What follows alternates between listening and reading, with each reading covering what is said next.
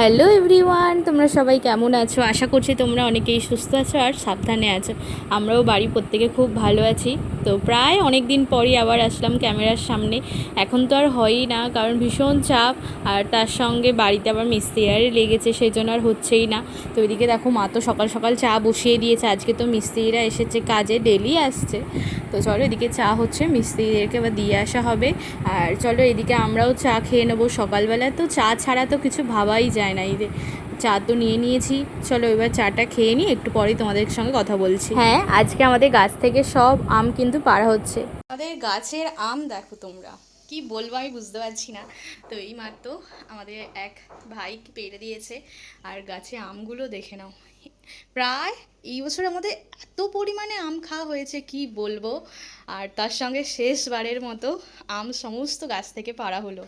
দেখো কত হয়েছে। এর আগের বছর তো মাত্র এক দুটো হয়েছিল, আর এই বছরে মনে হয় এরকম বালতির প্রায় 5-6 বালতিতে হয়েই যাবে, কারণ কাঁচা অবস্থায় পাকা অবস্থায় আমরা এত পরিমাণে আম খেয়েছি। আর আমাদের গাছ এত পরিমাণে আম দিয়েছে, কোনো ভাবনার বাইরে। এখানে এই মাত্র সব আমগুলো পাড়া হলো, এর মধ্যে কিছু কাঁচাও আছে পাকাও আছে। দেখো এগুলো হচ্ছে দেশি হিমসাগর আম বলে কথা। আর এই আমটা পাড়তে গিয়ে এরকম ফেটে গেছে। দেখো এই হচ্ছে আমাদের আম, কত হয়েছে। তোমাদেরকে প্লেটে আমি সাজিয়ে দেখাচ্ছি, দেখে নাও। এটা পুরো তো এক বালতি আম, প্রায় এটা বড় বালতিরই আম। বাইরে কত পড়ে গেছে, তারপরে এমনি আদার্স মাঠে যারা সব গরুয়ারে বাঁধতে আসে তারা পেরে খেয়েছে। তারপরে আমাদের পুরো ডেলি, মানে এই কদিন ব্লগ বানানো হয়নি, তো এর মধ্যে প্রায় প্রত্যেক দিন 4-5টা করে আম পড়েছে। তারপরে ফাইনালি তারপরে এই এক বালতি পুরো পাকা আম আছে। দুটো ট্রের মধ্যে, দুটো প্লেটের মধ্যে পাকা আম আর এই কাঁচা আম সাজানো কমপ্লিট হয়ে গেছে। তোমরাই শুধু দেখো যে কত হয়েছে। এগুলো পুরোটাই পাকা, পুরো গাছ পাকা আম। এই যে এগুলো পুরো পেকে গেছে, আর কত সুন্দর লাগছে দেখো। আর এইগুলো হচ্ছে ওই 1-2 দিন রেখে গেলে এগুলো পেকে যাবে, এই রকম হয়ে যাবে। তো দেখো কত হয়েছে। আর রান্নাঘর আজকে আমে পুরো ভরে গেছে। আর এইগুলো হচ্ছে দাদাই কালকে কিনে এনেছিল হিমসাগর। এইগুলো তো বাজার থেকে কেনা আম, ঠিক আছে। আর এই আমের টেস্ট এতই ভালো, আমাদের পাড়ায় যাকে যাকে দিয়েছি বলেছে খুব মিষ্টি আম। তোমরা যদি খেতে চাও অবশ্যই চলে এসো। দেখো এখানে এত আম, কি করব এত আম নিয়ে, সেটাই তো ভাবছি। দেখো আজকে আমাদের দুপুরে রান্না হচ্ছে মাটন। তো অনেক দিন পর মাটন হচ্ছে, তো সেই জন্য এদিকে মা তো মাটনটাকে ভালো করে সেদ্ধ করে নিয়েছে। আর সেদ্ধ করে এদিকে তো মানে আলুর যে স্টকটা সেটাও বানিয়ে নিয়েছে। ওই মাটনটা সেদ্ধ করার মধ্যেই আলুগুলো দিয়ে ভালো করে সেদ্ধ করে নিয়েছে। আর এদিকে এখন মাটনের জন্য মশলাটা মা কষিয়ে নিচ্ছে। আর মাটন হলে তো আর কিছুই এর সঙ্গে চাই না, তবুও মা ওইদিকে রান্না করছে, পটল ভাজা আরে করবে হয়তো। আর চলো, এদিকে তো ভাত বসিয়ে দিয়েছে, এদিকে মাটনটা কষানো হবে।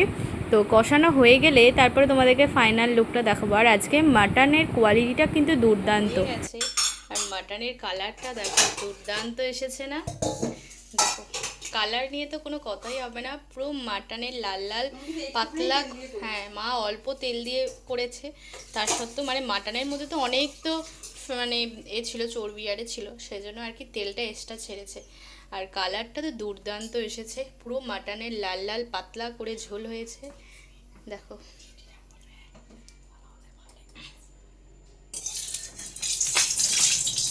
এইদিকে আবার মা বসিয়ে দিয়েছে, পটল ভাজা করছে।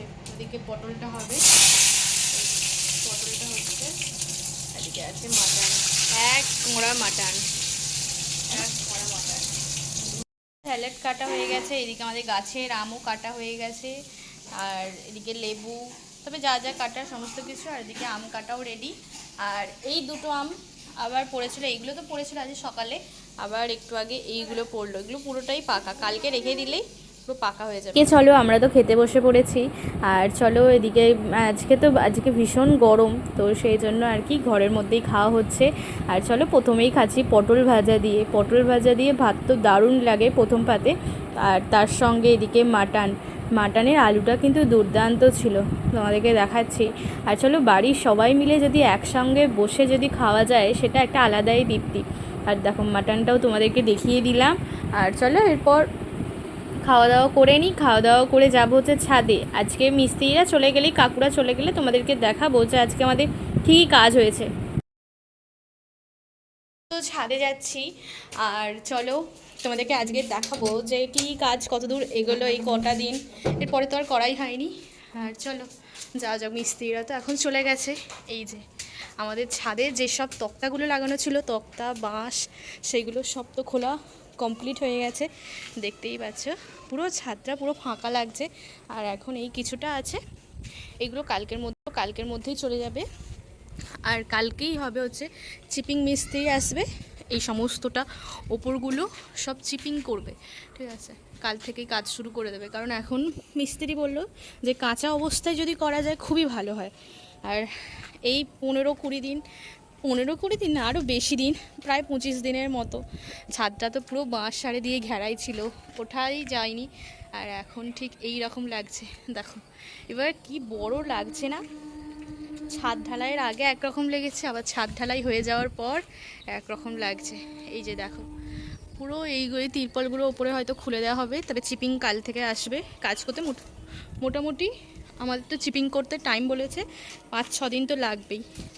এবার দেখো পুরো ছাদটা পুরো কমপ্লিট, আস্তে আস্তে আমাদের ছাদ ঢালাই হয়ে গেল। কালকে হবে চিপিং, সব কিছুই তো তোমাদেরকে তো ঘুরিয়ে দেখাবো। আর ওই দিকটা মেঘলা করেছে দেখো আকাশটা, তো দুপুরের দিক করে তো বৃষ্টি হলো। আর এখন কি হচ্ছে, আজকে তো মানে তক্তা কিছুটা নিয়ে যাওয়া হয়েছে, আর এই তক্তাগুলো পেরেকগুলো যতক্ষণ না খুলছে ততক্ষণ আর কি নিয়ে যাওয়া যায় না, সেই জন্য পেরেকগুলো খোলা হয়ে যাবে, তারপরে নিয়ে যাওয়া যাবে। তোমাদেরকে ঘুরিয়ে ঘুরিয়ে দেখাই। এই যে, আর ওই যে ওপর থেকে যেই রডগুলো বের করা হয়েছে দেখতেই পাচ্ছ, এই রডগুলো এই রডের সঙ্গে অ্যাটাচ করে এইগুলোও বিম উঠবে, ওই কাল পরশু করে একবার চিপিং মিস্ত্রিরাই করবে। এটা তোমাদের দোতলার ছাদ, সম্পূর্ণটাই দেখাবো যে কোন দিকে রুম আরে হবে, সব কিছুই তোমাদের সঙ্গে তো শেয়ার করা হবে। ছাদটা যদি আমি এই কোণ থেকে দাঁড়াই ঠিক এই রকম লাগছে, দেখো আমাদের তো পুরো মানে ছাদটা আছে 1400 স্কোয়ার ফিট আছে। এই যে দেখো পুরোটা তোমাদেরকে দেখিয়ে দিলাম। যাব হচ্ছে মানে ছাদে যাব, অবশ্যই তোমাদেরকে দেখাবো। এই যে আস্তে আস্তে সমস্ত কিছুটাই হচ্ছে, আর কেমন লাগছে অবশ্যই কিন্তু বলবে। এই যে ট্যাপটা দেখছো, এগুলো তো সব উঠে যাবে যখন রুম আরে হবে। আর এইটা বানিয়ে রাখলো, কালকে এসে চিপিং মিস্ত্রিরা এর উপর থেকে একেবারে ওপরে চিপিং হবে, তোমাদের দেখিয়ে দিলাম। চলো এরপর ছাদে যাব। আর এইগুলো সব এখন পেরেক পড়েছে না, একটু দেখে আসতে হয়, কারণ পেরেকগুলো পায়ে নালে গেঁথে যাওয়ার চান্সও আছে। আর প্রচুর ছাদ ঢালাই হলে তো প্রচুর পেরেক লাগে এই তক্তাতে মারার জন্য। আর এই সাইডটাও আছে, তোমাদেরকে দেখাই দিকটা, চলো একটু দেখে দেখে যেতে হয়, কারণ এখনই ভাবলাম দেখিয়ে দিই, কারণ রাত্রির হয়ে গেলে আর দেখানো হবে না। এই সাইডটা ঠিক এই রকম লাগছে, এখান থেকে লাগছে ঠিক এই রকম, দেখে না। চলো এবার যাই ছাদে।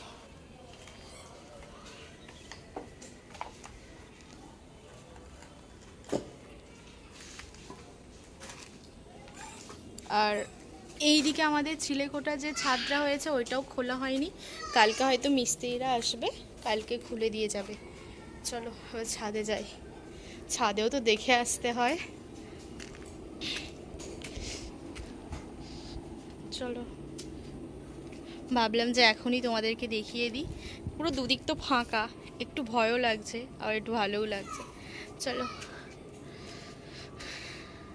এইটা মোটামুটি খুলে দিয়ে যদি একটু মানে ওই ছাদটা যদি ওই ইট দিয়ে গাঁথনি করে দেওয়া হয় বেশ ভালো হয়।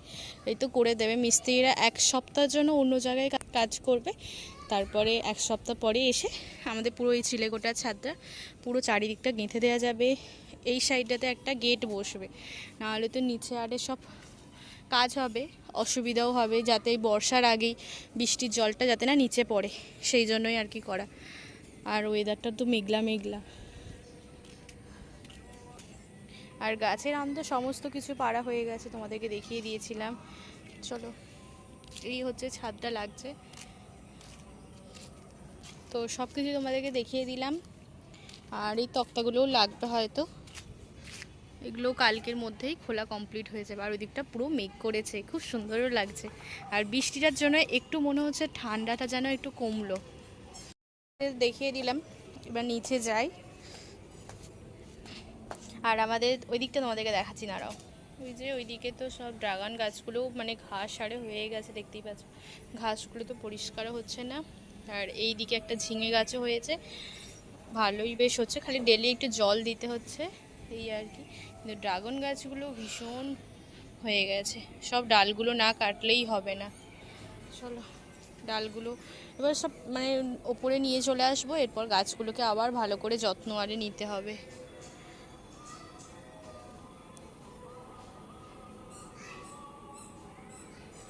এদিকে দেখো বনু তো আজকে বানিয়েছে মোমো, সেই জন্য এখানেও কিছুটা আছে।